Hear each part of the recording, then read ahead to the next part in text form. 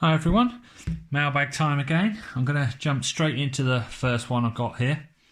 It's an AliExpress parcel and it says on here switches, so I'm hoping that these are the switches that I need to complete a project I'm working on. Can't think I've ordered any other sort of switches, so hopefully, yep, dip switches. There's a few in here.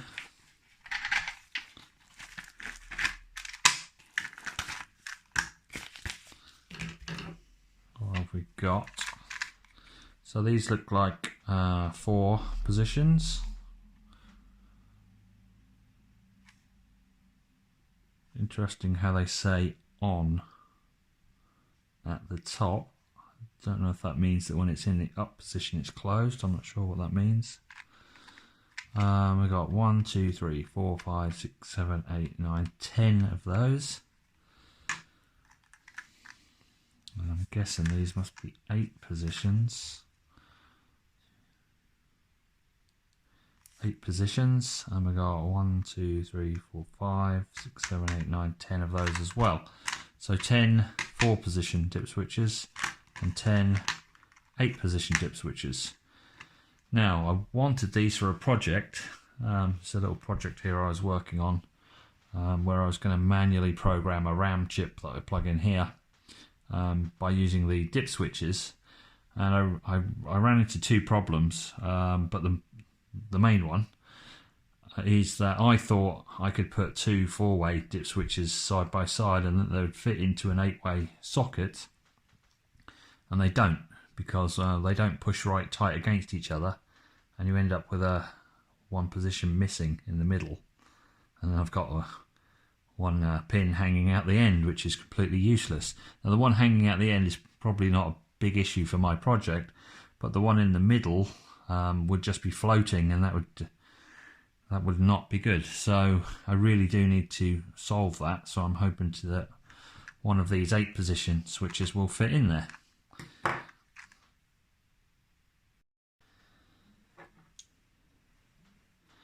So I should be able to pop these ones out.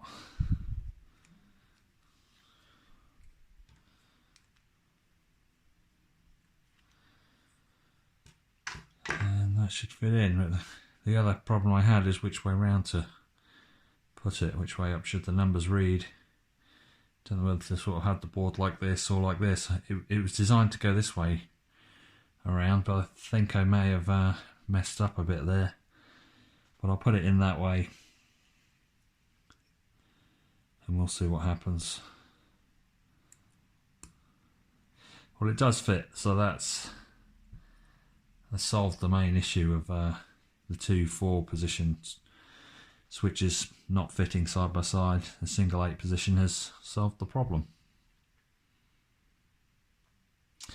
So I'll show this circuit in a separate video, because I'm not sure if it's totally working yet, but I'll finish that up and show that in another video. Okay, next up we've got this one. Looks like another AliExpress parcel. It says on here, where was it? Contents, parts and accessories. So that could be anything. Seems to rattle. Sounds a little bit like it might be metal. Let's have a look.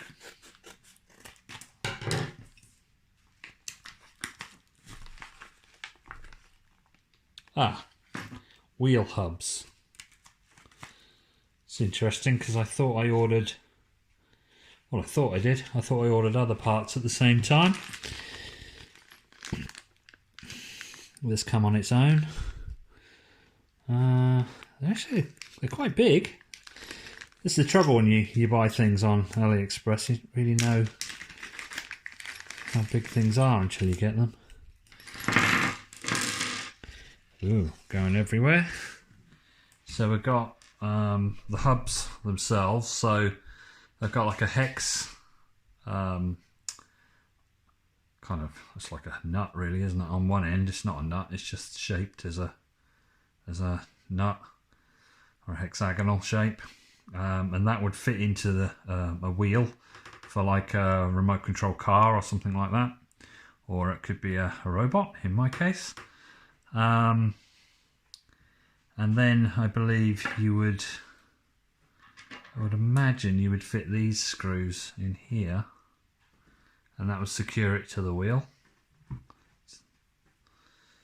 And then this end would fit into a shaft, and they just look really big. I think I've ordered something too big here.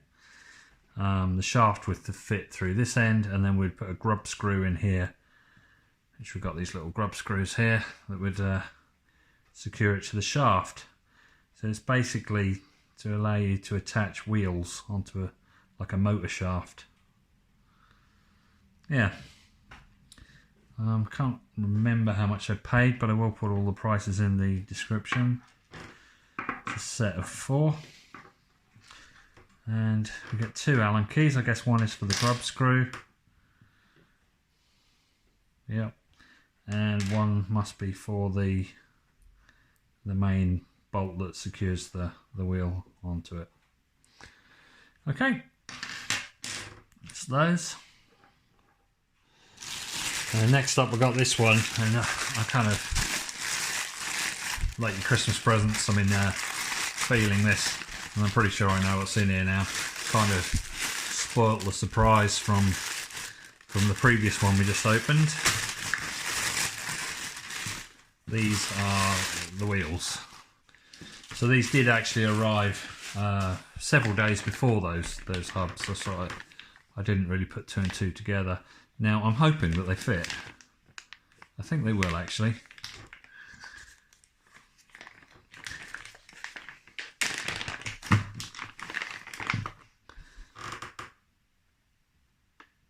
Yeah.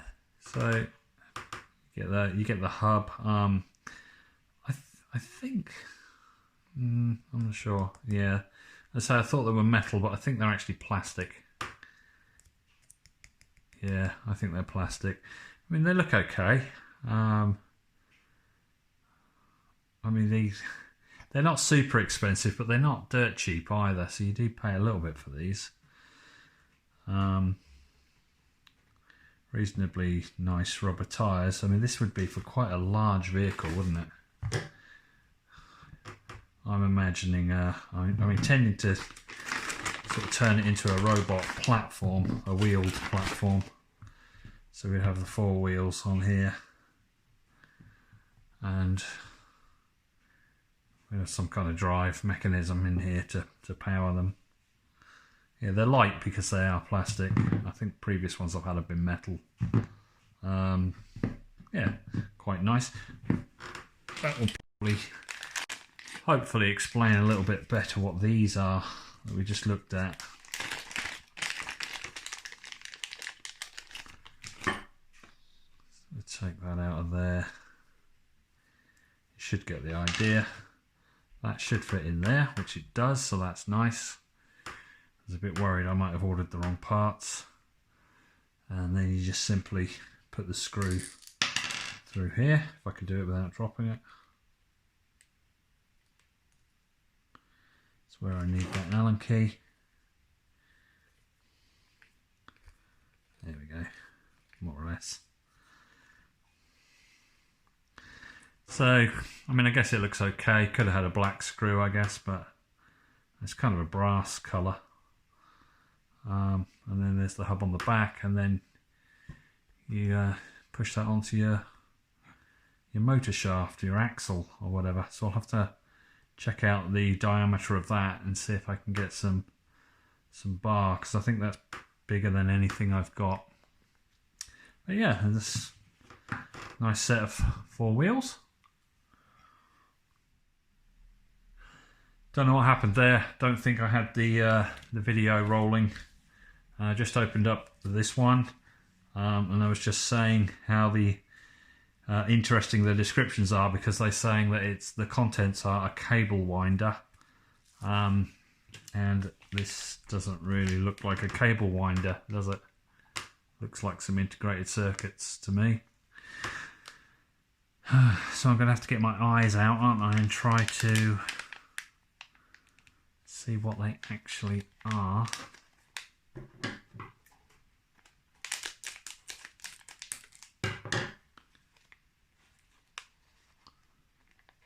So excuse my black fingers, it's the ink off the where I've blacked out the address on the label.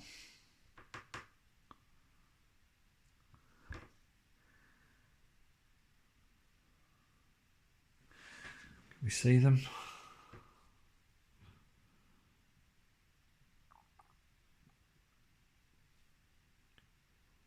DM9368N.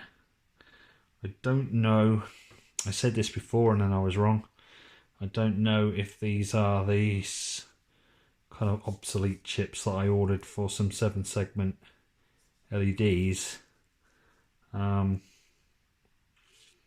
They do look a little different to the normal 7400 logic chips I normally buy, so it could be these. We'll have to look them up. Yes, they are 7-segment driver chips, 7-segment LED driver chips. The datasheet describes them as 7-segment decoder / driver / latch with constant current source outputs, and it says they are for use with common cathode type LEDs. So I need to make sure that my LEDs are common cathode, because I'm not sure if they are or not. We've got 1, 2, 3, 4, 5, 6. Can I count? I think I can count. Yeah, cool. Let's move on. Okay, just a few left. Not too many this month. I think these are all eBay parcels, all the remaining ones. So I recognise the return addresses as being people I've bought from before. Not done a very good job of opening that, have I?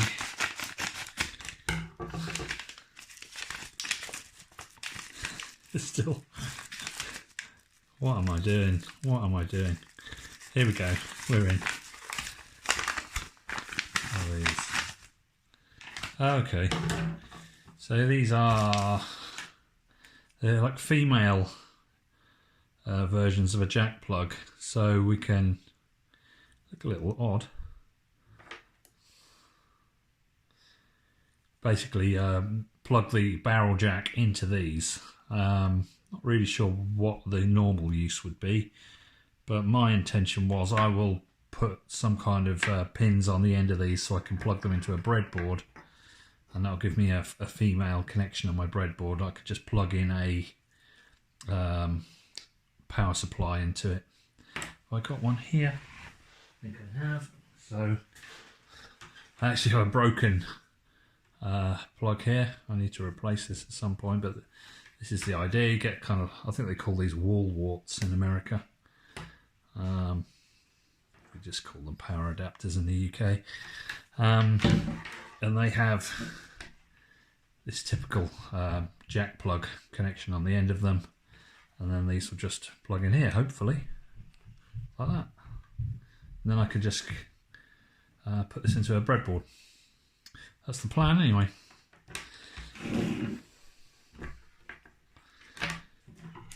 What's next?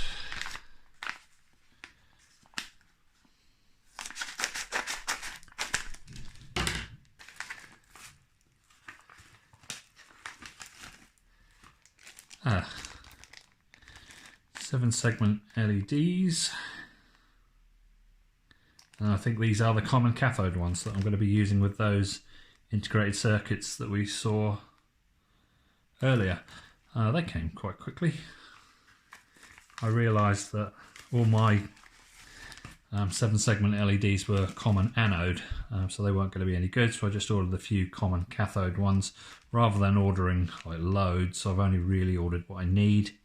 I need 4 of these. I think these are going to be red and 2 in a different colour, which I think are green. So I've just got a spare red one, because you could order them either, I think you could order 1, 2 or 5, and I wanted 4, which was typical. And I think 2 lots of 2 worked out to be more than 5, so I just ordered 5. And last one, let's move through these quickly. Probably cutting into some paperwork in there.